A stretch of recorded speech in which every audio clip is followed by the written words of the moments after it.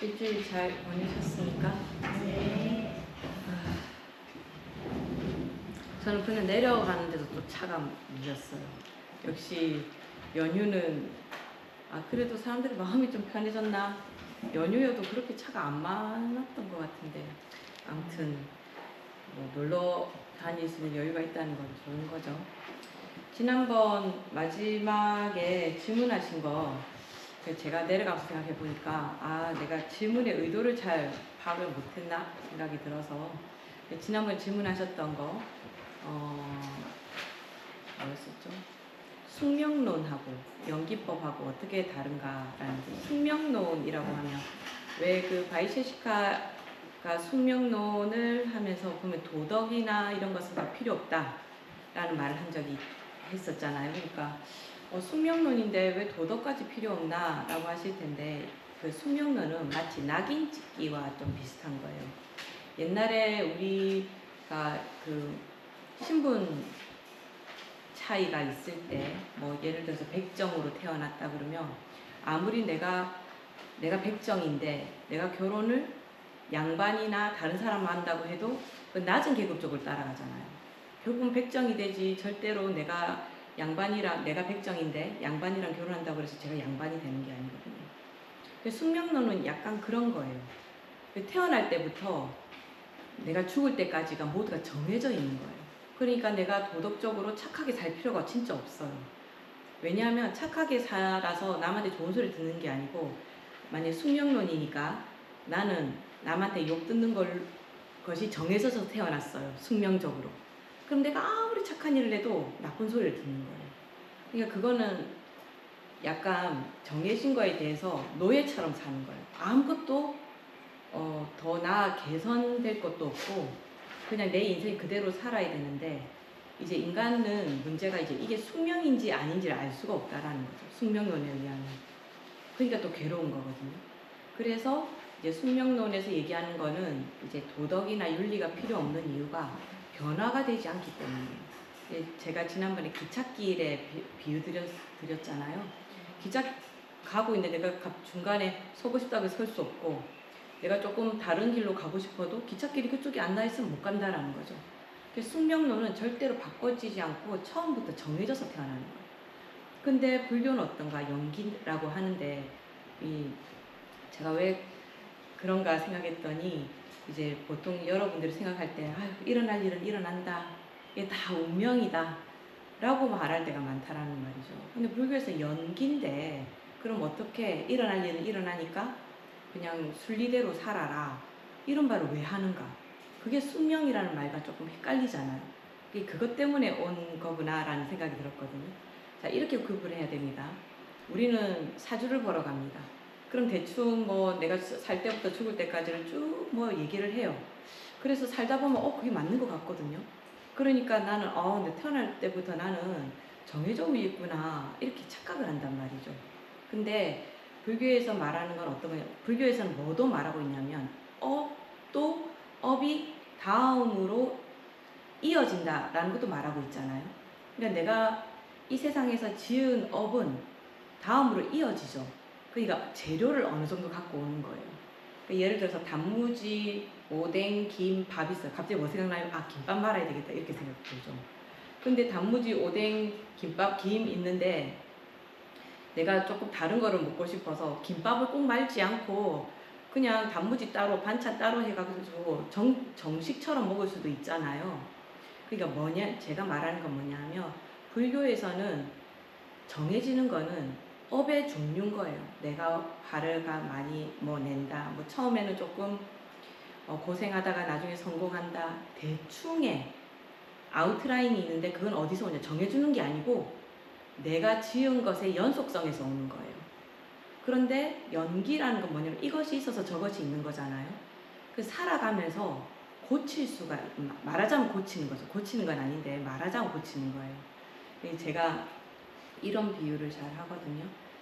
저는 태어날 때부터 좀 화가 많았던 모양이에요. 그러면 저는 만약에 사주 같은 걸 보면 이 사람 화가 많은 사람 이렇게 쓰여 있을 수 있다라는 거죠. 근데 우리는 살다가 어떻게 됩니까? 화를 막 내다가 나도 기분이 안 좋고 남이 화를 내는 거 보니까 별로 안 좋아. 그럼 여러분들은 화를 내는 쪽으로 하는 것보다는 내가 안 내는 게 낫다라고 생각해서 내 마음을 의지를, 그러니까 불교에서는 의지가 업이 된다고 그랬잖아요. 내 업은 원래 화를 내는 업을 갖고 왔어요. 근데 내가 그 나쁘다고 생각을 했어. 그래서 화를 안 내려고 의지를 내는 거예요. 그러다 보면 나는 화를 덜 내게 되겠죠. 그러다 화를 내는 사람이 아니고 화를 덜 내는 사람, 잘 안 내는 사람, 이렇게 된다라는 거죠. 그러니까 정해져 있는 건 뭐냐면, 연기는 이것이 있어서 저것이 있어요. 그러니까 내가 지금 하는 행동이 다음 행동이 정해지는 건데, 근데 언제 그게 나올지 알 수 없어요. 지난 시간 말했던 대로 제가 오늘 욕 한마디를 했는데 내일 당장 욕 들어서 그 과보가 빨리 오는 걸 수도 있어요. 근데 어떤 경우에는 그것이 묵혀져요. 그래서 내가 오늘 욕을 한마디 했는데 그 욕이 한 30년 뒤에 돌아와요. 그럼 어떻게 해서 돌아올까요? 재판 같은 걸로 돌아오는 거예요. 고소 이런 걸로. 그럼 그게 고소가 되지 않고 그냥 그 다음날 욕 하나 그냥 듣는 걸로 끝나려고 하면 그 사이에 내가 어떤 행동을 하고 무슨 선택을 하고 어떤 의지를 가지고 살아가느냐가 그 전체를 바꾼다라는 거죠. 그러니까 숙명론은 절대로 한 가지도 바꿀 수가 없어요. 그대로 간다라는 거죠. 근데 연기는 내가 지금부터 계속 만들어가고 있는 거예요.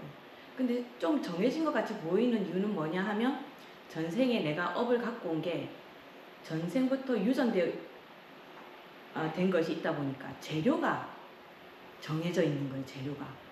근데 그 재료를 가지고 내가 뭘 할지는 지금부터 내가 만들어가는 거예요. 근데 내가 전생에 칼을 쓰는 사람이었어요. 그 칼만 보면 막 흥분이 되고 좋아. 뭐 칼을 가지고 뭘 하고 싶어. 근데 그걸 가지고 칼로 두부를 썰 건지 고기를 썰 건지 아니면 의사가 돼서 외과 의사가 될 건지는 누가 결정하는 겁니까? 제가 결정합니다. 그러니까 재료는 어느 정도 갖고 온다라는 면에서는 숙명론처럼 보이지만 그렇지 않다라는 거예요. 근데 왜 불교에서는 순리대로 살아라 라는 말을 하는가? 그거는 우리가 늘 말하는 것처럼 중생은 무지하죠. 지난 시간에 말했던 것처럼 내가 어떤 행동을 해서 지금의 결과가 오는지 알 수가 없다라는 말이죠. 이게 차라리 1대1이 돼서 엄마와 나 사이에 있었던 일이어서 엄마와 나 사이에서 모든 일이 일어나고 끝나면 계산도 정확하고 좋아요. 근데 나는 엄마를 한 대 때렸는데 그 과보는 엄마한테서 오는 게 아니고 엄마는 너무 좋은 분이어가지고 바람일을 잘 하시는 거예요. 그러다 보니까 내가 두드려 맞는 거는 나중에 결혼해서 자식한테 맞는다든가 남편한테 맞는다. 그러면 엄마한테 한 행동인데 그 결과는 다른 데서 오잖아요. 그러니까 우리는 그게 어디서 오는지를 알 수 없기 때문에 이게 그 순리대로 살아라고 하는 것은 숙명에서 순리대로 살아라는 게 아니고 그냥 오는 것이 아니고 저 나한테 행동하는 그 사람이 물론 나빠서 한 행동도 있는데 거기에 내가 과거에 지어놓은 일이 지금의 결과로 나타난 것도 있기 때문에 거기에는 순응하라는 거예요. 그러니까 제가 이런 말 전에 드렸을 것 같습니다. 정인이 얘기한 적이 있는데요. 정인이 알죠? 그 부모한테 입양돼서 한 번 파양되고 어느 부모한테 굉장히 교육 수준이 좋은 부모한테 입양됐는데 그 부모가 학대하잖아요. 그 죽어버렸죠. 그럼 우리 불교에서는 뭐라고 말하느냐면 그 정인이는 전생에 분명히 이런 인연을 갖고 와서 이렇게 됐을 것이다 라고 얘기를 해요. 그럼 인연이 돼서 그렇게 됐죠. 그러면은 그 부모가 정인이와 인연이 그런 거니까 부모는 그렇게 애를 때려도 됩니까?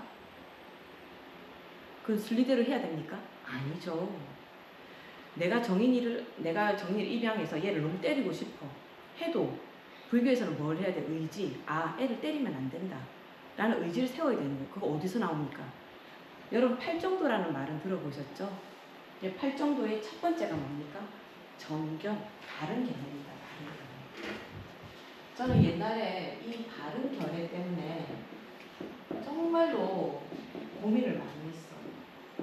이게 내가 똑바로만 알면은 내가 무슨 나쁜 일을 하겠어 싶은 거예요. 그죠? 근데 이 정견을 가지기가 힘들다라는 거죠. 그러니까 정인이와 그 양부모 사이에서는 일어난 일은 인연이다, 업이다 이렇게 말할 수 있어요. 근데 불교는 업이니까 그대로 살아라 라고 말하는 종교가 아니죠. 뭐라고 말하는 종교입니까? 네가 업 때문에 괴로우니까 그 업에서 벗어나도록 해봐 라고 그래서 수행법을 가르쳐 줄게. 그러니까 팔정도를 한번 수행해봐. 그리고 네가 지금 겪는 괴로움은 연기, 인과에서 온 거니까 순응하지만 항상 발전하는 사람, 부처가 되는 길로 나아가라 라고 이야기를 하는 거잖아요.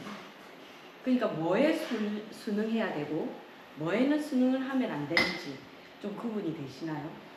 그러니까 숙명이라는 것은 절대로 바꿀 수 없죠. 그런데 불교에서 순응하라는 것은 네가 한 일에 대해서 인정하라는 의미에서 순응이라는 말이 나오고, 그리고 그것이 인연이라 하더라도 바른 견해에 비춰봤을 때 바른 견해가 아닐 때는 아무리 업으로 갖고 온 관계라 하더라도 그 행동을 하면 안 되는 거예요.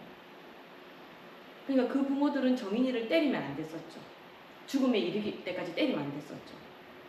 어떤 사람들은 야 불교는에서 다 인연이라고 하니까 그 인연에서 온 건데 그 때린 게 그러면 정당화되는가? 절대 안 그렇습니다. 바른 견해가 아니잖아요. 어떤 일이 있어도 부모가 아이를 훈육이 아니고 그냥 죽을 때까지 때리는 거는 그건 어느 부모든 어느 자식이든 어떤 인연으로 왔든 있어서는 안 되는 일이에요. 그래서 바른 견해라는 것이 방금 제가 말씀드린 게 바른 견해인 거예요. 나의 지금 하는 이 행동이 나한테 어떻게 돌아올 것인가 예측하기 쉽잖아요. 그죠? 그러니까 불교는 도덕을 강요하는 종교가 아니에요. 네가 이 행동을 해? 그럼 책임져 라고 하는 종교예요. 그러니까 네가 책임질 것이 괴롭고 무서워? 그럼 하지 마. 무슨 말인지 알겠죠? 그래서 불교에서는 여러 가지 방편이라는 이름으로 내가 내 업을 잘 지켜나갈 수 있는 방법을 많이 알려줍니다. 그래서 저는 예전에는 내 업을 닦는 거다 이렇게 생각을 했어요. 물론 이 닦는다라는 의미가 수행에 간다라는 의미로는 맞는데 우리 닦는다는 게 때를 닦는다 이런 식으로 많이 생각했었잖아요. 근데 제가 보기에는 때를 닦는 게 아닌 것 같아요.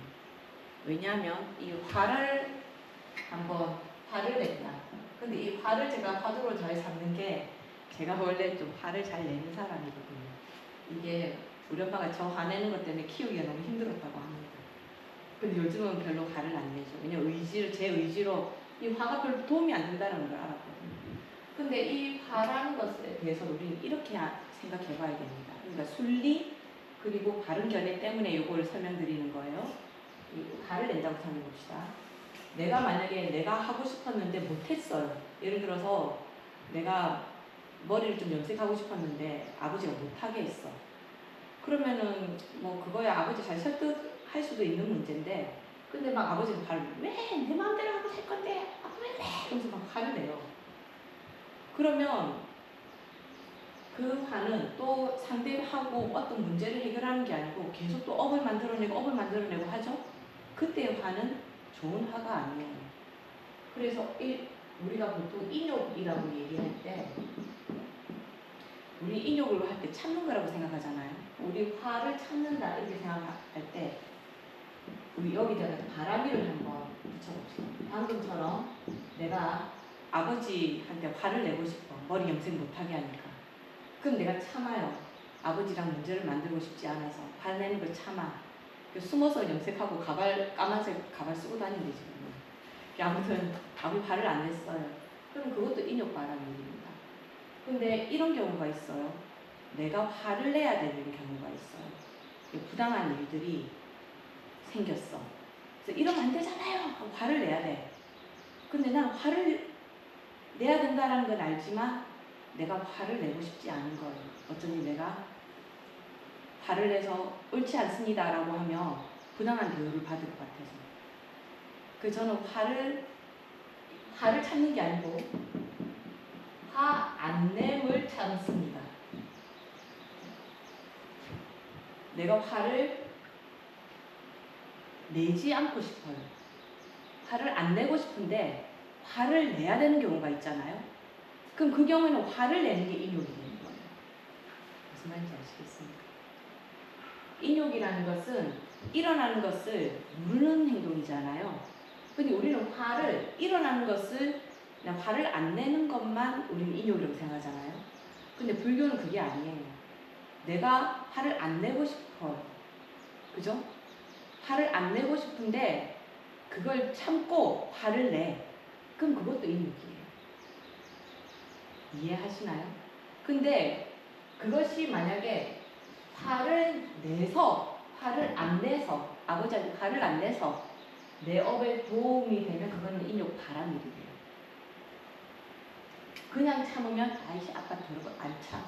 화 안 내하고 이렇게 그냥 참잖아요. 그럼 내 깨달음하고 아무 상관없어요. 아, 이 화를 내서 도움이 안 된다. 라는 바른 견해를 가지고 참으면 그거는 인욕 바람이 됩니다. 나 지금 화를 별로 안 내고 싶어요. 그냥 넘어가고, 덮고 넘어가고 싶거든요.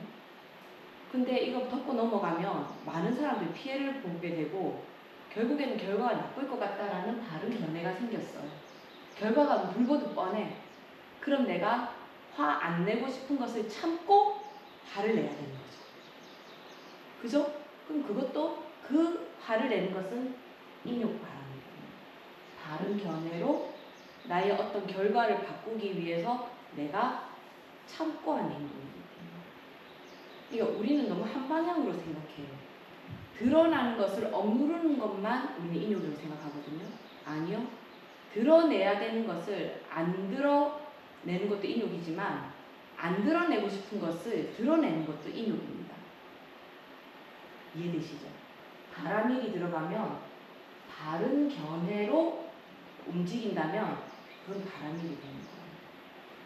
그러니까 저 같은 경우에는 여러분들은 어떻게 생각하실지 모르겠습니다만은 언변이 좋은 편이 아니거든요. 그렇다 보니까 사람들 앞에서 말하는 것이 굉장히 꺼려지고 용기가 잘 안 나요. 요즘에 이제 습관이 돼서 그냥 이렇게 슥슥 얘기하는데 옛날에는 딱 서면서부터 벌써 이 심장 소리가 제 귀에 바로 들려요. 심장이 귀에 달린 것 같아요. 그리고 벌써 이 얼굴이 멀겋게 돼서 제 별명이 딸기예요, 딸기. 사람들 앞에만 서면 이게 주근깨도, 어릴 때는 주근깨도 더 많고 이런데 막 귀까지 다 빨개지니까. 그러니까 저는 앞에 서기 싫다는 말이죠. 근데 내가 아는 것을 다른 사람한테 알려야 된다 라고 생각을 하니까 말하지 않고 싶은 그 마음을 참고 대중 앞에 서는 거예요. 그 경우에 이게 인욕바람인 거죠. 그때 어떤 사람은 나대는 걸 좋아해. 나는 어디나 가나 막 나대고 싶어. 근데 오늘은 내 자리가 아니고 저 사람한테 양보해야 되는 날이야. 그럼 난 침묵해야 되죠. 나대고 싶은데 침묵한다. 그럼 그것도 인욕바람. 그러니까 불교에서는 이 연기라는 것은 내가 지금 하고 있는 이 씨앗이 나중에 어떤 과가 온다라는 것을 바르게 알고 내가 하고 싶어도 하고 싶지 않아도 그것을 참고 앞으로 나아가는 것이 불교라는 거예요. 그래서 저는 이렇게 생각했어요. 뭐 사람들 예언서 이렇게 쭉 놓고 노스트라다무스가 이때 뭐 한다 했는데 이거는 맞았고 이건 틀렸고 이렇게 말하잖아요. 저는 그냥 노스트라다무스가 예언할 시기에는 그 말이 다 맞았던 것 같아요.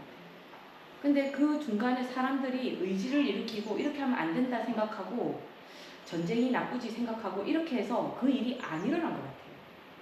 근데 우린 결과적으로 예언이 틀렸다라고 얘기하죠. 근데 그럼 왜 어떤 건 맞고 어떤 건 틀립니까? 맞으라면 다 맞고 틀리면 다 틀려야지. 아니면 우리가 끼워 맞추기를 했다 그러면 그건 말은 맞지만 만약 그 사람이 정말 예언을 잘하는 사람이라면 저는 인간의 의지로 결과를 바꾼 거라고 생각해요. 예를 들어서 3차 대전이 일어난다 그런 말을 했다. 지금 보면은 지금 상태가 뭐 몇 년 전에 우크라이나 사태, 시리아 사태 막 이런 걸 보면 3차 대전 일어나고도 남잖아요. 그죠? 기미는 있었잖아요. 근데 그게 전체적으로 정말 큰 전쟁으로, 물론 전쟁을 겪는 분들은 고통을 받지만 우리가 상상하는 것처럼 핵전쟁이나 뭐 이런 게 일어나서 인류 전체가 망하는 그런 전쟁은 안 일어났다는 거죠. 그럼 그건 뭐 때문입니까? 중간에 사람들이 이것은 나쁘다 생각해서 뭔가 의지를 가지고 바꿔낸 거죠.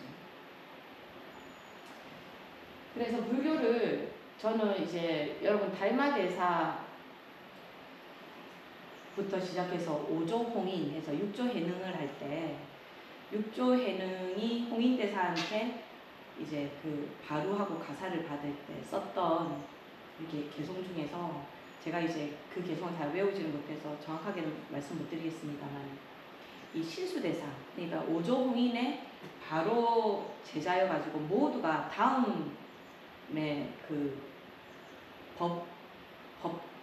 뭐라죠? 법맥은 그 신수 스님이 이을 거라고 모두가 생각하고 있었어요. 그 신수 스님이 개송을 썼는데 뭐라고 썼냐면 이 마음은 밝은데 우리가 업 때문에 더러우니까 그 때를 닦아야 된다 라고 썼다는 말이죠. 근데 그걸 보고 육조해능이 가서 자기는 글씨를 쓸 줄 모르니까 글씨를 쓸 줄 아는 사미한테 부탁을 해가지고 원래 닦을 것도 없는데 뭘 닦느냐는 식으로 썼다는 거예요. 근데 저는 진짜 난 자꾸 업을 닦아야 된다. 그냥 그게 때를 닦는 식으로 업을 닦아야 된다 생각을 했어요. 저도. 근데 계속 불교를 공부하다 보니까 진짜 닦을 게 없는 거예요. 내가 처음부터 깨끗해서 닦을 게 없는 게 아니고 지금 내가 하는 의지와 행동이 내 앞으로 미래를 다 바꿔갈 거기 때문에 닦을 게 없고 지금부터 내 의지를 바르게 해놔 바른 견해를 가지는 게 훨씬 더 중요한 거예요. 그래서 닦을 것이 없구나. 그러니까 때를 닦을 것이 없다라는 거예요. 근데 마음은 닦을 필요가 있죠. 아까처럼 어떻게 인욕해야 되는가. 그 힘을 기르는 것도 굉장히 어려운 일이거든요. 그렇습니다. 이렇게 하면 숙명이라는 것과 연기라는 것이 어떻게 다른가. 그리고 왜 불교가 그 많은 사상들 중에서 지금까지도 명맥을 이어져 오면서 사실 인도하고 지금 우리가 비행기를 타도 거의 15시간, 10시간 넘게 날아가야 돼요. 걸어서는 뭐 사막을 건너야 되니까요. 인도에 있는 불교가 그 죽음의 사막을 넘어서 이 동아시아까지 퍼지고 동아시아에서도 오히려 인도보다도 불교가 더 꽃을 피우고 있잖아요. 그게 무엇 때문인가? 사람들을 가장 잘 설득할 수 있는 법이기 때문이라고 생각해요. 우리가 물론 믿어야 되는 부분도 조금 있지만 우리가 사실 그냥 아침에 눈 뜨고 일어나면 내가 언젠가는 부처가 될 거야 이런 생각했을 때 믿어집니까? 그냥 그래 부처님 말씀하셨으니까 부처 되겠지 라고 생각을 하는 거지 진짜 내가 내일 아침에라도 당장 부처가 될 수 있다 그런 막 희망과 뭐 이런 거 확신은 안 들잖아요. 우리가 좀 어느 정도는 믿음을 가져가야 되는 것도 있지만 꼭 믿음이 아니더라도 불교는 하다 보면 어느 정도의 체득하는 깨달음이 있거든요.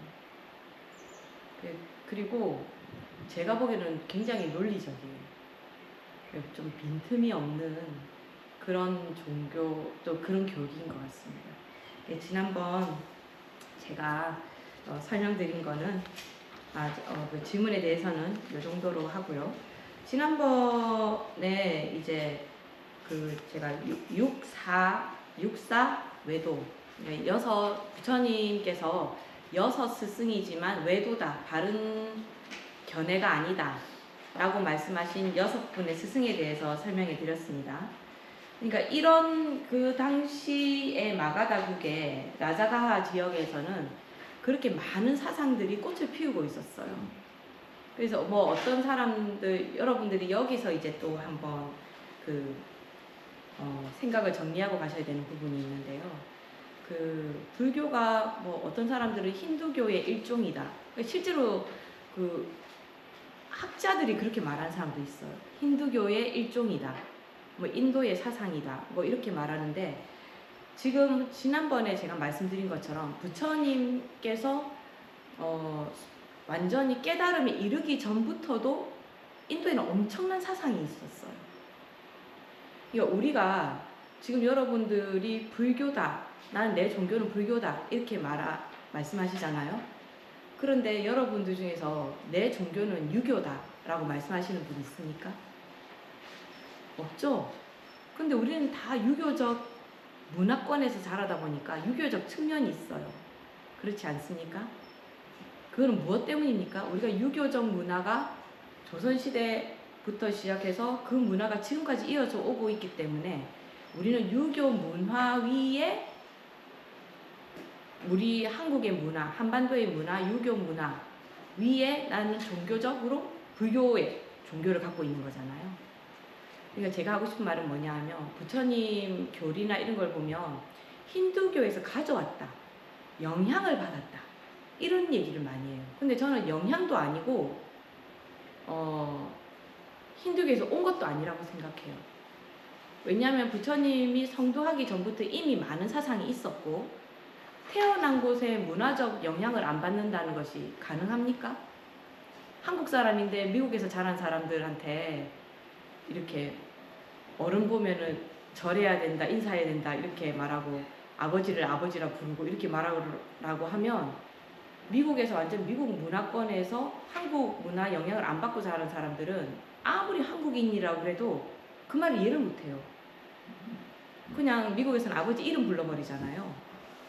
왜 아버지를 아버지라고 해요? 그냥 아버지 이름 있는데 그냥 이름 불러도 되지 라고 말한다거나 이렇게 높임말을 써야 된다던가 한국 문화 자체를 이해를 못하죠. 그러니까 한국 사람이니까 당연히 가져야 되는 게 당연히 아니라는 거예요.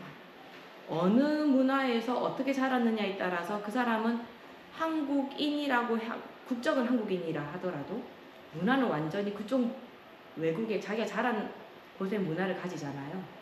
그러니까 불교도 마찬가지인 거예요.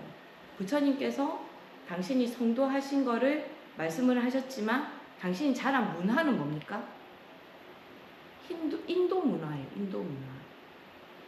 그리고 인도 부처님께서는 어릴 때부터 우리 이미 배웠듯이 베다, 수리학, 군사학, 전부 천문학, 전부 인도의 교육을 받고 자라신 분이에요. 그러니까 세계관 같은 거 있잖아요. 33천이라던가 그리고 천상이 있다. 우리는 천상이나 뭐 세상이 어떻게 생겼다 그런 거 말 안 하는데도 부처님 교리에도 보면 이게 니까야나 이런 데를 보면 천상 이야기가 나와요.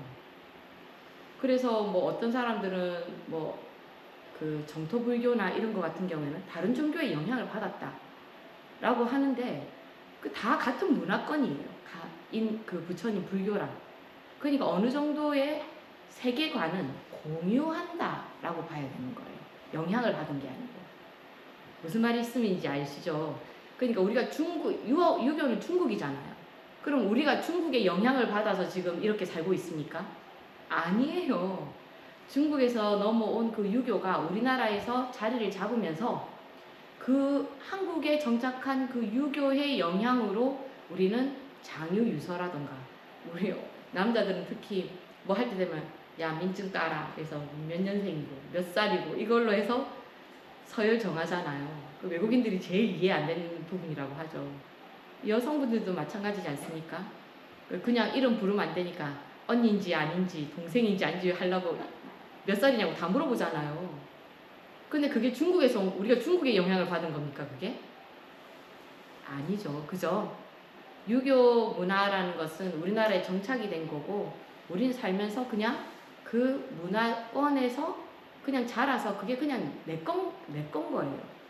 그러니까 부처님께서도 무슨 세계관이나 이런 걸 말씀하실 때 힌두교적 사상을 갖고 오시는 부분도 있어요. 근데 그건 힌두의 영향을 받았다던가 하는 것이 아니고 그냥 그 인도의 문화를 공유하고 있는 거죠. 그리고 부처님께서도 생각하셨을 때 바른 견해로 보셨을 때 이것은 받아들이는 것이 맞다. 그러니까 외도라고 하는 것은 딱 아니라고 딱 했잖아요. 숙명론 안 된다. 그리고 짜르바카의 이 세상은 내 몸이 끝나면서 내 영혼도 끝난다. 다음 생은 없다. 라고 하는 이것도 안 된다. 그리고 사람이 죽고 나서 그 윤회를 하기는 하는데 꼭 그 책임을 져야 되는 그런 윤회가 아니고 내가 사는 건 사는 거고 다시 가는 것은 따로의 존재다. 그러니까 업이 이렇게 이어지지 않는다. 그렇게 말하는 것도 안 된다. 안 된다라고 한 게 이 6가지인 거예요. 지난번에 프린트 나눠준 그 6가지 있잖아요. 책에 다 나와 있는 겁니다. 책에도. 그러니까 부처님은 인 것과 아닌 것을 딱 구분을 하셨어요. 그러니까 그거를 힌두교의 영향이다. 불교가 힌두교의 한 부분이다. 이렇게 말하면 된다고요? 안 됩니다. 비슷한 부분이 있는데요. 아, 그건 문화가 같은 문화권이니까 공유하는 거죠. 라고 얘기해야 된다라는 거예요. 어쨌든 그렇게 해서 육사외도에 대해서 얘기한 것은 그 부처님의 가르침과 부처님이 이것은 내 가르침이 아니다라는 것을 확실하게 구분을 지어놓은 겁니다. 그래서 육사외도에 대해서 한번 말씀드린 거고요. 다음에 이제 시다르타의 스승은 우따까 라마푸타예요. 읽으실 때 우따까 라마푸타 이렇게 읽으셔야 되거든요. 우따까 라마푸타는 비상비비상처정을 기본으로 공부하는 사람이었어요. 처음에 부처님께서도 이거 좀 괜찮다 해서 좀 열심히 공부하십니다. 근데 비상비비상처정을 딱 부처님께서 이루시고 나니까 이것도 깨달음이 아니구나 라고 생각을 하신 거예요. 왜 이것이 깨달음이 아니다 라고 얘기하냐면 이 비상비비상처정이 있을 때는 내 몸도 너무 안락하고 좋고 번뇌가 하나도 없어져요. 근데 이 비상비비상처정에서 이제 이게 선정이기 때문에 선정에서 깨어나야 되잖아요. 그 깨어나면 번뇌가 그대로인 거예요. 부처님은 뭐 때문에 출가하셨습니까? 생로병사의 문제, 그리고 사랑하는 사람과 헤어질 때 그 아픔, 그것 때문에 출가를 하셨는데 자기가 비상비비상처정에 들었을 때는 그게 다 해결된 것 같았어. 근데 그 선정에서 빠져나오니까 이거 난 아닌 거, 이거 깨달음이 아닌데, 나의 번뇌가 다 안 없어졌는데, 이렇게 생각하신 거예요. 그래서 이 비상비비상처정이 도대체 뭔가 라는 거에 대해서 제가 지난번에 나눠드린 프린트에 그 3쪽에 보면 쭉 이야기 해놨거든요. 근데 뭐 이거는 그냥 읽어보시면 되는 문제고요. 오늘은 제가 이제 비상비비상처정을 얘기했으니까 9차 재정에 대해서 말씀드리려고 합니다. 오늘 나눠드린 첫 번째 페이지 보시면 됩니다.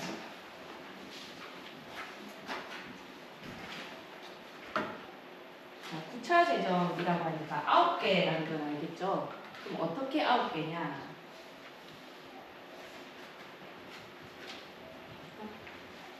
자, 9차 재정이라고 합니다.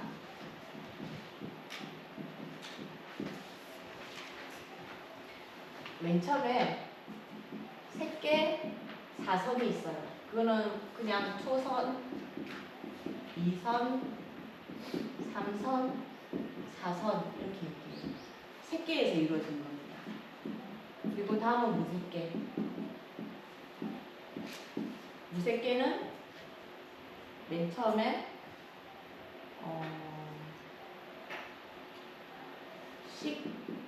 공무변처정.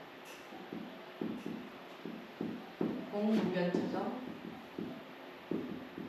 식무변처, 무소유처, 그 다음에 비상비비상. 이렇게 하니까 이거 4개, 이거 4개니까 총 8개잖아요. 맨 마지막에 있는 것이 멸진정입니다. 이렇게 해서 9차 재정이라고 해요. 멸진정은 상수멸정이라고 합니다. 프린트에 다 있어요. 그러니까 부처님께서 맨 처음에 이루신 것이 공무변처정이었고 두 번째 스승한테 가서 무소유처정을 얻으시죠. 그러고 나서 우따까 라마푸타한테 가서 비상비비상처정을 가신 겁니다. 근데 이까지 했는데도 이게 깨달음이 아니구나 라고 해서 여기서 이걸 버려버렸어요. 그래서 부처님 입장에서는 그 수행계에서는 몇 가지밖에 안 나오거든요. 근데 이 상수멸정을 말씀드리는 이유가 뭐냐면 이 비상비비상처정이 어떤 건지를 조금 이해할 수 있기 때문에 제가 이 상수멸정을 말씀드리려고 해요. 상수멸정을 알려고 하면 5온을 알아야 되거든요. 자, 제가 B에 보면 5온 놔뒀죠, 그죠? 5온에는 5온은 오취온 또는 오음이라고도 합니다. 우리가 8구 얘기할 때 맨 마지막이 뭐였습니까? 오음성고였죠. 내 몸이 있는 것 자체, 내가 사람이라는 것 자체가 고통이다. 8가지 8구 생각나십니까? 사고는 뭐였습니까? 생로병사 사고에다가 나머지 4개가 뭐 애별리고 그리고 갖고 싶은 거 못 갖는 거 그리고 뭐 하고 해가지고 맨 마지막에 오음성공. 내가 이 사람이라는 것 자체가 그거라는 거죠. 8번 지난번에 설명드렸으니까요. 제가 오온으로 바로 넘어가겠습니다. 오온, 오음, 오취온 다 똑같은 말입니다. 자, 사람은 색, 수, 상, 행, 식으로 이루어졌다고 합니다. 그래서 이 중에 하나라도 빠지면 사람이 안 되는 거예요. 그럼 색은 무엇이냐? 물질을 말하는 거예요. 물질. 그러니까 이 몸 자체도 물질이라고 할 수 있는데요. 뭐 물질이라고 그러면 불교에서는 물질로 4가지를 인정하고 있거든요. 뭡니까? 4가지? 그걸 4대라고 해요. 4대. 예. 4대라고 하는데요. 지, 수, 화, 풍입니다. 그러니까 우리의 몸은 이걸로 이루어져 있는 거예요. 지는 알겠죠? 딱딱한 거는 다 지. 수는 뭐 콧물, 피, 눈물 이런 거. 화는 우리한테 있는 온기. 그리고 풍은 숨 쉬는 거. 이렇게 해서 지수화풍 얘기하는 거죠. 그죠? 그러니까 물질이 없으면 사람이라고 할 수 없죠. 우리 물질 없으면 뭐라고 합니까? 귀신. 그죠? 그 다음에 수는 뭐냐면 받아들이다 숫자인데요. 물질에는 이 3개는 뭐가 있습니까? 5가지, 6기관이 있잖아요. 육근이라고 합니다. 그거를. 왜 뿌리 근자를 쓰느냐면 내 어떤 그 느낌을 아는 데 있어서 근본이 되는 거잖아요. 그래서 육근이라고 하거든요. 그래서 안, 눈, 이, 비, 설, 시는 촉을 말해요. 촉감 부드럽다 하는 거, 그리고 생각. 그 수에는 또 3가지가 있습니다. 별로 안 어려워요. 우리 뭐요? 즐겁다, 낙수. 이 숫자는, 이거 수는 느낌이라고 생각하시면 되거든요. 즐겁다는 느낌. 그리고 또 뭡니까? 괴롭다는 느낌, 고. 근데 또 어떤 거는 즐겁지도 않고 괴롭지도 않아. 불고불락. 제가 다 정리해놨죠. 불고불락수라고 합니다. 자, 요 상은 뭐냐 하면은 상상이거든요. 요거는 언어적 요소랑 합치가 돼 있어요. 자, 여러분 지금 당장 사과를 생각해 보세요. 사과를 생각해 보세요. 이렇게 했는데 이런 사과 생각한 사람 있습니까? 다 거기다가 이런 사과를 떠올렸죠. 그러니까 요 상은 뭐냐 하면 어떤 언어를 던진다거나 아니면 내가 어떤 생각을 할 때 내 머릿속으로 이미지화 할 수 있는 그 모든 정신작용을 상이라고 합니다. 이해하셨죠? 어렵지 않습니다. 그 다음에 행은 제가 늘 말하지만 이거 행은 진짜 행동하는 행동인데요. 불교에서 말하는 요 행은 내가 어떤 의도를 가지고 하는 모든 행동을 얘기해요. 그래서 이것을 의도, 의지, 라는 심적 작용에 의해서 일어나는 것들이에요. 그래서 이것이 뭐가 된다? 우리는 요거를 업이라고 합니다. 아르마라고 합니다. 그리고 식이라는 건 뭐냐면 우리가 육근이 있어요. 그래서 내가 이 느낌이 있는데 그것이 요거는 사과다. 요거는 뭐다. 라고 내 머릿속에 떠올릴 수 있을지는 몰라도 바깥에 있는 외계 것을 내가 인식하고 그것을 내 머릿속에 떠올릴 수 있는 것. 그거는 요 식이 있기 때문에 가능해요. 그래서 불교에서는 요 식을 윤회의 주체라고도 얘기를 해요. 그러니까 무슨 말이냐면 내가 아무리 눈이 있어요. 지금 눈이 있는데 내가 안식이 없으면 내가 볼 수가 없는 거예요. 말은 무슨 말이냐면 보기는 보겠죠. 상은 맺히겠죠. 근데 내가 그거를 내가 이것을 보고 있다라고 할 수가 없다라는 거예요. 그러니까 요즘으로 말하면 예를 들면 뉴런을 통해서 뇌까지 전달이 안 된다는 소리예요. 쉽게 말하면 보기는 봤는데 뇌에 전달이 안 되면 우리가 그걸 뭐라고 인식할 수 있습니까? 없어요. 시체도 눈이 있지만 그것을 보고 아 내가 봤다 라고 인식할 수 없죠. 생명력이 없으니까. 그게 식이라는 말이거든요. 이 식으로 들어가면 더 많은 것이 있겠죠. 자, 사람은 색, 수, 상, 행, 식으로 이루어져 있고 이 중에서 사람이 분명히 색, 수, 상, 행, 식이라고 했는데 그러면 색이 나인가? 이 몸뚱이만 나라고 할 수 있습니까? 몸뚱이가 나입니까? 아닙니다. 그러면 내가 느끼는 느낌이 나입니까? 아닙니다. 그러면 내가 뭔가를 떠올릴 수 있다면 그 떠올린 그 뭔가가 나입니까? 아닙니다. 그럼 내 의도, 내 마음 상태 이게 나입니까? 이게 업이니까 나라고 하고 싶은 사람도 있을 것 같습니다. 하지만 이것도 시시각각 변하죠. 어떤 때는 내가 노래 부르는 게 좋았어. 그러면 이게 나라고 하면 난 계속 노래 부르는 게 좋아야 되죠. 근데 누가 야 노래 듣고 싶어 한번 해봐. 그럼 기분 좋을 때는 한번 쫙 노래 해줬는데 계속 시키면 귀찮다. 하기 싫다니까 라고 하지 않습니까? 그러면 내가 의도가 나라고 한다면 그 노래 부르고 싶은 나는 나고 노래 안 부르고 싶은 나는 내가 아닙니까? 우리는 노래 부르고 싶은 나도 나고 노래 부르고 싶지 않은 나도 나라고 한단 말입니다. 고정불변이 아니죠. 그러니까 그것도 이것이 나다라고 딱 집어서 말할 수는 없다라는 거예요. 나라고 딱 이름 지어지면 절대 변하면 안 되는 거거든요. 근데 우리는 나라고 이름 지어놓고는 내일 되면 또 달라져요. 그리고 식도 마찬가지죠. 지금은 내가 보고 이렇게 이 감촉을 보면요. 여러분 생각해보면 이게 너무 웃기는 일인데요. 제가 겨울이 되면 저 밖에 나가서 태양 밑에 있으면서 따뜻한 느낌 너무 좋다 이런 생각이 들어요. 근데 여름이 되잖아요. 그럼 밖에 딱 저거 햇빛이 뜨면 저기 나가 뜨겁겠는데 나가기 싫은데 이런단 말이에요. 지금 내가 느끼고 있는 이 느낌이 겨울이냐 여름이냐에 따라도 좋고 나쁘고가 다 달라져.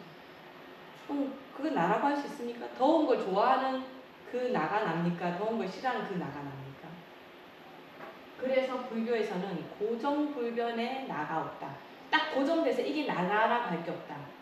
그 말은 모든 것이 나다라고도 말할 수 있는 거예요. 그래서 뭐라고 한다? 무한. 불교에서는 무하다. 그럼 나라고 하는 것은 그럼 내가 나라고 할 때 그 나는 무엇인가? 그걸 가립이라고 한다. 가립. 가짜로 세웠다. 오늘따라 한문이 엄청 잘 써지네요. 가짜로 세웠다. 내가 나라고 생각하는 것은 요 인연에서 내가 나라고 생각하고 살아가는 가짜로 세워진 나라는 겁니다. 임시로, 가짜로 가지 맙시다. 가짜라고 하니까 좀 사기 같으니까 임시로. 임시가짜도 되거든요. 임시로 세워진 나. 임시로 내가 이렇게 살지만 다음번에 나는 이렇게 다를 거야. 나는 확실히 느끼는 게 제가 지금이 이제 6월 중순쯤 됐으니까 여러분 만난 지 한 2개월 정도 됐으니까. 근데 첫날 만났을 때 여러분 얼굴하고 지금하고가 진짜 저는 많이 달라요. 제가 볼 때는. 그때는 뭔가 마음에 좀 여유가 없어 보였거든요. 근데 이 도량이 좋은 건지 매주 와서 이 절에서 몸 담고 있으면서 서로 도반으로 살아가셔서 그런지는 모르겠지만 얼굴에서 여유가 벌써 느껴져요. 뭔가 괜찮다라는 그런 그 처음 뵀을 때는 안 돼! 하는 느낌이 있었단 말이에요. 안 돼! 하는 느낌. 이렇게 하고 있는 그런 느낌이 있잖아요. 안 돼! 근데 지금은 괜찮다.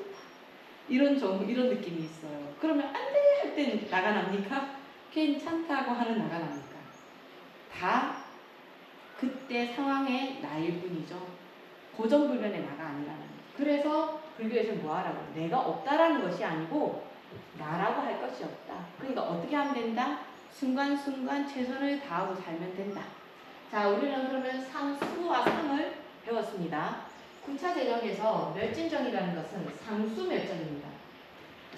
이 상수는 뭐냐 하면 요 상수에 무슨 말이냐면 우리가 무색계에서 비상, 무비상처정이지 않았습니까? 무색계면 뭡니까? 나라고 하는 데는 색이 없는 상태라는 뜻이에요. 무색계이기 때문에. 나가 없어요. 그럼 뭐는 있어요? 수상행식은 있는 거예요. 그래서 비비삼처정에 갔는데도 부처님께서 요거는 아니다, 깨달음이 아니다 생각하신 이유가 뭐냐면 색은 없지만 수상행식이 있었기 때문에. 이게 번뇌거든요. 이게 다 마음작용이잖아요. 그러니까 요 번뇌가 남아 있었기 때문에 이게 깨달음이 아니다라고 얘기하는 거예요. 근데 멸진정에 가게 되면 상수멸정이라는 상과 수가 없어져요. 그럼 뭐만 있다? 행과 식만 있습니다. 이거 뭐 그렇다고 해서 사람이 아니다 이 말이 아니고요. 사람이 아니다라는 말이 아니고 이제 이 받아들이는 내 감촉에 대해서 좋고 싫고가 없는 거예요. 그냥 있는 그대로를 받아들이는 거죠. 부드러우면 부드럽다. 아, 부드러우니까 좋다. 부드러우니까 나쁘다가 아니고 수가 어떻게 되느냐면 아, 부드럽네. 그럼 그 불고불락 아닙니까? 라고도 얘기할 수 있지만 불고불락이라는 것은 어느 순간에는 갑자기 라고도 갈 수도 있고 고로도 갈 수 있다라는 가능성을 열어놓는 거거든요. 근데 이 멸진정에 가면은 그 느낌은 있으나 좋고 나쁘가 없고 선택이 없다라는 거예요. 모든 것이 있는 그대로 흘러간다라는 거죠. 그리고 상이 없다라는 말은 그것을 두고 내가 어떤 생각을 일으키지 않는다라는 거예요. 그러니까 내가 무슨 이렇게 바깥에서 향기가 들어오는데 이 향기 뭐다라는 생각 자체를 안 일으킨다라는 거예요. 그냥 이 향기가 있구나, 향기가 없구나 알아차리기만 한다는 거예요. 근데 행과 식은 있잖아요. 그러니까 요 멸진정을 십지에서는 제8부동지를 얘기합니다. 십지, 화엄경 십지품 알죠? 십지 아시죠? 초지가 되면 우리는 그 아유월치라고 그래서 벌써 그 초지만 딱 되게 되면 그때부터는 무상정등정각 안육따라 삼략삼보리에서 물러서지 않는다고 해요. 그 말은 뭐냐면 초지만 들어가면 절대로 불교에서 멀어지지 않는다는 거예요. 무조건 나는 해탈한다 라는 의지를 가지게 된다는 거예요. 쭉 가거든요.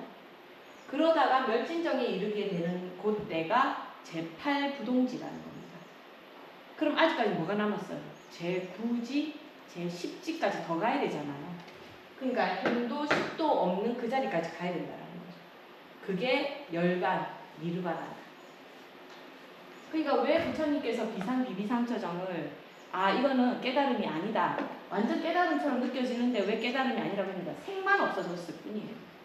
나머지 수상의식이 다 있는 거죠. 물론 여기서도 공무변처, 식무변처, 무소유, 처정에서도 저 수상의식은 다 있습니다. 근데 정도가 점점 옅어져요. 그래서 비비상처정에서는 오히려 호흡까지 끊어진다고 하거든요. 그 정도 경지까지 간다고 합니다. 그래서 이 정도만 가지고 엄청 대단한 거예요.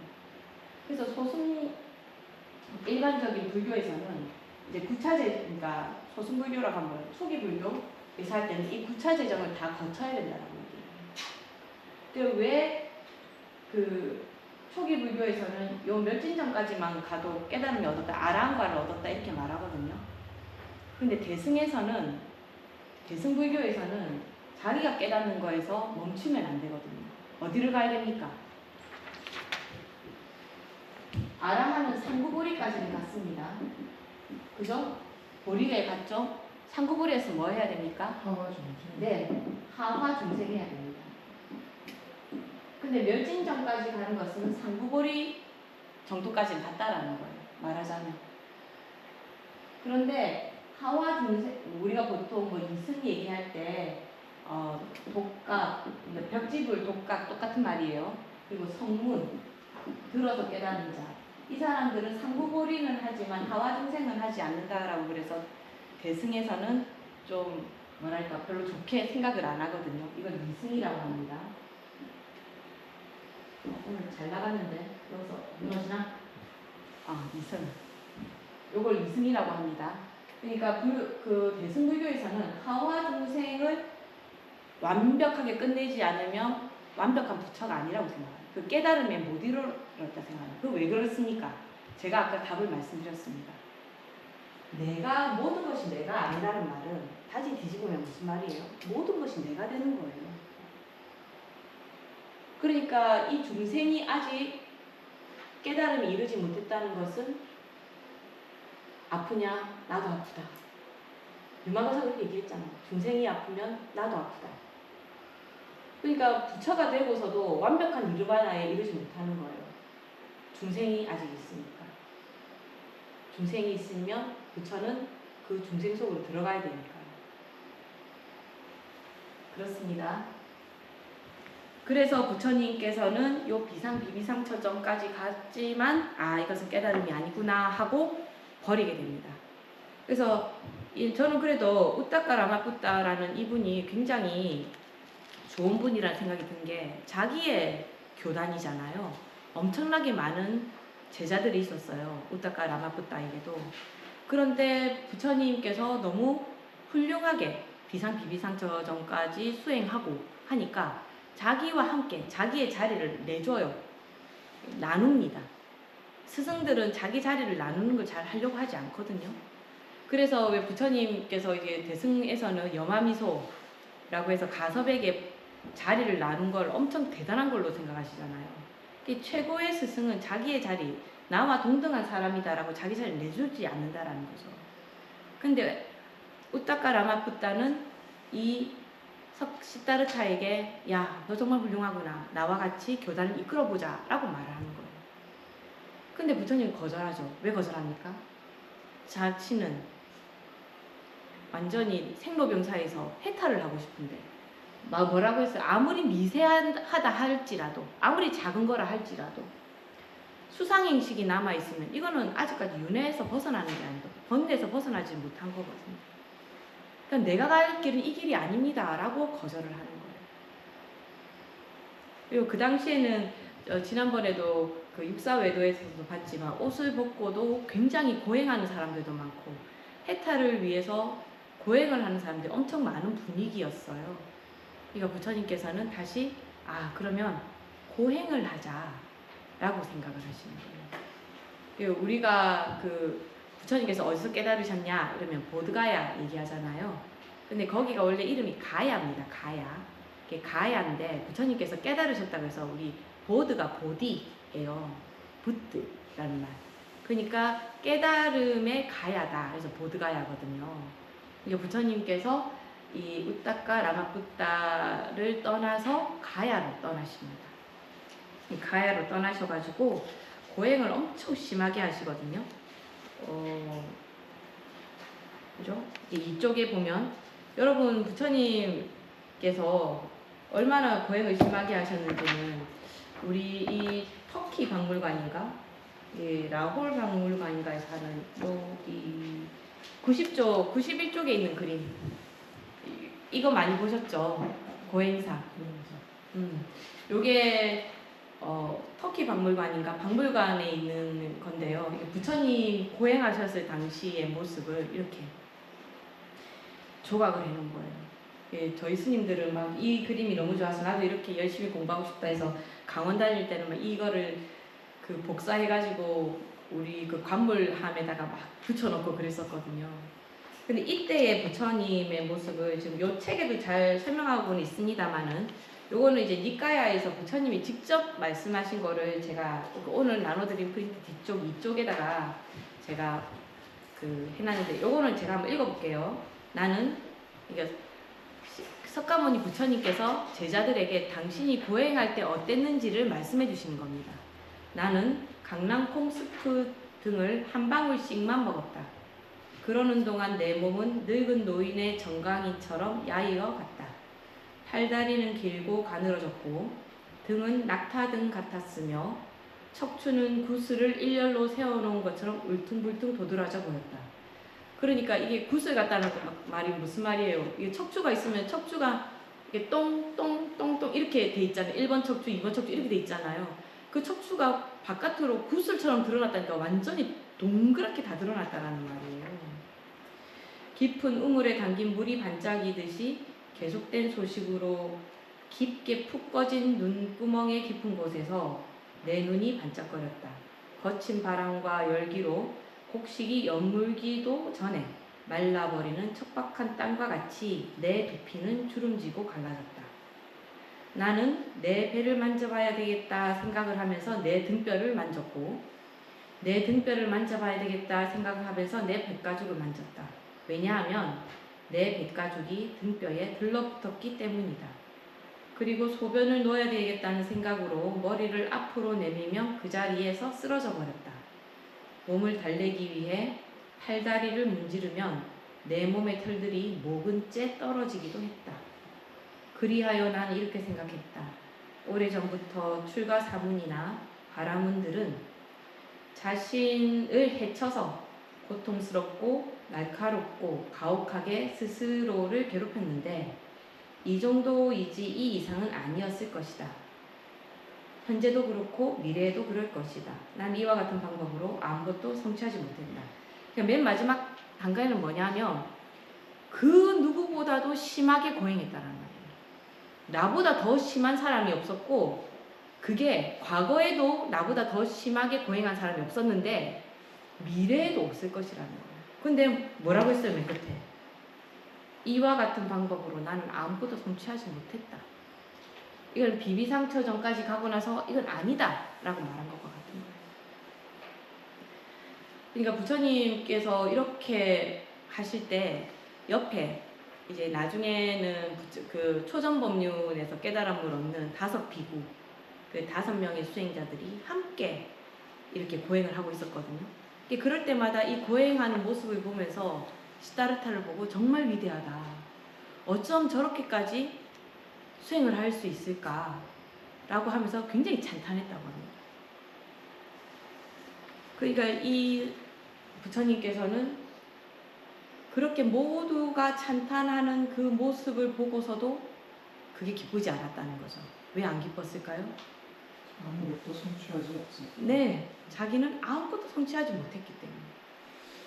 이게 부처님, 저는 이걸 보면서 부처님의 그 결연한 그 해탈로 나아가고자 하는 결연한 모습을 이 말 속에서 볼 수 있는 것 같아요. 그러니까 뱃가죽을 만지면, 저는 배를 만지면 이게 지방이 만져지는데 부처님은 뱃가죽을 만지면 등뼈가 만져지고, 등을 만지면, 저는 등을 만지면 여기도 살이 만져지면서 배둘레행이라고 하잖아요. 만져지는데 부처님은 앞에 뱃가죽이 만져졌다잖아요. 완전히 딱 붙어버렸다라는 이 정도가 되고, 저는 이게 너무 마음 아프더라고요. 이걸 딱 쓸면 목은째 털이 떨어져 내렸다. 저 삭발할 때 칼을 이렇게 반대쪽으로만 해도 엄청 아프거든요. 이게 원래 머리털이 이렇게 나는데 잘못해서 칼을 이렇게 그 머리가 난 방향 반대로 이렇게 밀어도 엄청 가스럽고 아프단 말이에요. 근데 부처님은 이렇게 하면서 머리가 우수수 떨어질 정도니까 이 세포 하나가 얼마나 이거 이렇게 하면서도 굉장히 고통스러울 수 있을 거예요. 저는 동병상련이라서 그런지 털 부분에서 갑자기 머리 너무 마음이 많이 아프더라고요. 이렇게 배고픈 것도 그렇지만, 그래서 부처님께서 무엇을 말씀하셨다? 중도, 고행을 버리는 거죠. 중도를 선택하십니다. 이것도 니카야에 나와 있는 말인데 한번 읽어볼게요. 비구들이여, 출가자가 가까이 하지 않아야 할 2가지 극단이 있다. 무엇이 둘인가? 그것은 저열하고 촌스럽고 범속하고 성스럽지 못하고 이익을 주지 못하는 감각적 욕망들에 대한 쾌락에 탐닉에 몰두하는 것과 괴롭고 성스럽지 못하고 이익을 주지 못하는 자기 학대에 몰두하는 것이다. 비구들이여, 이러한 2가지는 극단에 의지하지 않고 열에는 중도를 철저하고 바르게 깨달았나니 이 중도는 눈을 만들고 지혜를 만들며 고요함과 최상의 지혜와 바른 깨달음과 열반으로 인도한다 라고 말씀하셨습니다. 자, 우리 제가 감각적 욕망들에 대한 쾌락의 탐닉 있잖아요. 1조 고행이길에 보면 불교에서는 요 욕망과 감정에 대해서 5욕7정이라는 이름으로 5가지의 욕망하고 7가지 감정을 얘기하는데, 여기에 천착하지 말라는 거예요. 여기에 집착하지 말라. 방금 중도 중에서 즐거움이라는 것은. 5욕은 뭡니까? 재색수식명이라고 하는데요. 재물을 탐하는 거. 부자로 살아야 되겠다. 아니면 꼭 부자가 아니더라도 뭐 요즘은 근데 이게 뭐 이거 좋다 나쁘다라고는 하고 싶진 않은데요. 왜 프라모델 모으는 사람 엄청 그 1,000만 원짜리 프라모델도 있다 하더라고요. 그런 거 모으는 사람들도 있대요. 어떤 사람은 뭐 오디오 모으는 사람 그런 것도 사실은 어떻게 생각하면 이 재에 집착하는 거에 속하거든요. 그리고 다음은 색. 요 색은 다른 색이 아니고 요거는 저 색이 아닙니다. 불교에서 색은 여러 가지 색이 있거든요. 요거는 음욕을 얘기하는 겁니다. 음욕의 색이고 또 수는 잠. 제일 떼기 어려운 것이 수라고 하죠. 그리고 식탐. 그리고 요즘은 그 유튜버 중에서 먹방으로 하는 사람도 있던데 그런 사람들 다 이 오욕에 들어가는 겁니다. 물론 그럼 2개네요. 그걸로 돈 벌려고 하니까 재에도 들어가네요. 그 다음이 명은 명예입니다. 명예에 탐착하는 거. 우리 명예에 탐착하는 사람들은 뭐 신문이나 뉴스를 통해서 많이 보잖아요. 옳고 그름 상관없이 내가 명예를 위해서 남들을 뭐 피해를 주든 말든 자기 명예만 얻으려고 하는 사람들 보잖아요. 그죠? 그리고 7정이라는 것은 7가지 감정인데요. 희노애락. 이 애자 틀렸다. 그 희노 뒤에 애는 그 슬프다 애자 써야 돼요. 고치세요. 슬프다 애자. 요 애자. 슬픔 애자. 왜냐면 뒤에 또 애자가 나오거든요. 사랑 애자. 희노애락 애오욕. 요 희노애락은 알겠죠? 희는 기쁜 거, 노는 화나는 거, 요 애는 슬픈 겁니다. 저 애자. 그리고 락은 기쁜 거, 그 뒤에 애는 내가 좋아하는 거. 그리고 오는 싫어하는 거예요. 악자가 아니고 오자입니다. 싫어할 오. 그리고 욕은 내가 가지고 싶다라는 감정. 내가 저걸 내 걸로 해야 되는데 라고 하는 감정입니다. 그러니까 부처님은 이런 감정, 욕의 다는 아니겠지만 불교에서는 보통 이제 욕망과 7가지 감정을 얘기할 때 5욕 7정을 얘기하거든요. 이런 것에 집착하면 안 된다. 그러니까 좋아하는 것을 따라가는 것도 안 되는데 또 뭐도 안 된다고요? 고행도 안 된다. 그러니까 우리는 그 중간을 걸어야 된다. 그러니까 우리는 보통 중도라고 하면 이것도 저것도 아닌 딱 중간이라고 하는데 그 부처님 말씀하신 그게 아닙니다. 너무 한쪽으로만 가지 마라는 소리예요. 그러니까 그 중간이 정확하게 이 중도가 이렇게 A가 있고 B가 있으면 정확하게 중간을 얘기하는 게 아니에요. 중도라는 것은 이 끝까지 가면 안 된다는 뜻이에요. 이 끝까지 가면 안 된다는 거예요. 한 요 정도만 있어도 이것도 중도예요.